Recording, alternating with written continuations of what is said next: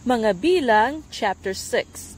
Sinabi ni Yahweh kay Moises, sabihin mo sa bayang Israel, kung ang sinuman, babae o lalaki ay gagawa ng panata at ilalaan niya ang sarili kay Yahweh bilang Nazareo, huwag siyang iinom ng alak o anumang inuming nakalalasing.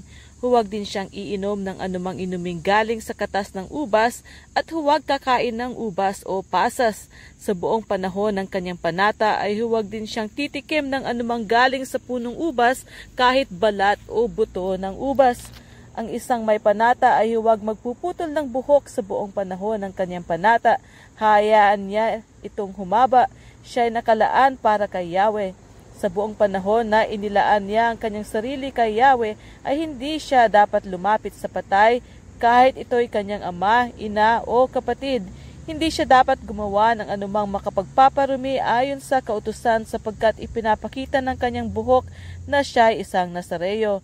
Pananatilihin niyang malinis ang kanyang sarili sa buong panahon ng kanyang panata.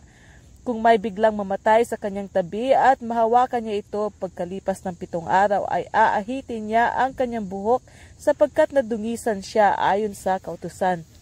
Sa 8 araw, magbibigay siya sa pari ng 2 inakay ng kalapati o bato-bato sa pintuan ng tuldang tipanan. Ang isa nito ay handog ukol sa kasalanan at ang isa ay handog na susunugin bilang katubusan sa naging kasalanan niya sa pagkakahawak sa bangkay. Sa araw ring iyon, muli niyang ilalaan sa Diyos ang kanyang buhok. Ito ang pasimula na siya'y muling inilaan kay Yahweh bilang Nazareo. Ang mga araw na nagdaan sa panahon ng panatang iyon ay hindi ibibilang sapagkat nadungisan siya ng makahawak sa patay at mag-aalay siya ng isang kordero na 1 taong gulang bilang handog na pambayad sa kasalanan. Ito naman ang gagawin pagkatapos ng kanyang panata bilang Nazareo.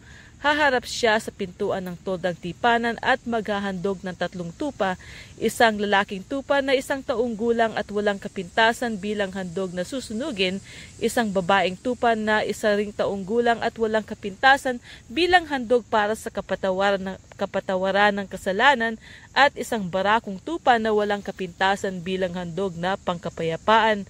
Bukod dito, maghahandog siya ng 1 basket na tinapay na walang pampaalsa at hinaluan ng langis at manipis na tinapay na wala ring pampaalsa at may pahid na langis.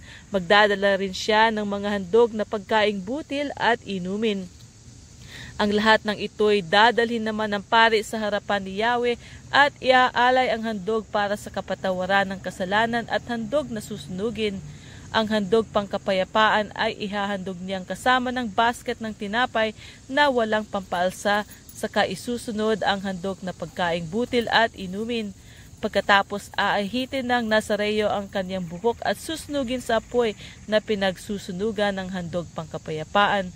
Kukunin naman ng pari ang nilagang balikat ng handog pangkapayapaan, sasamahan ng 1 tinapay na walang pampaalsa at 1 manipis na tinapay at ilalagay sa kamay ng Nazareo.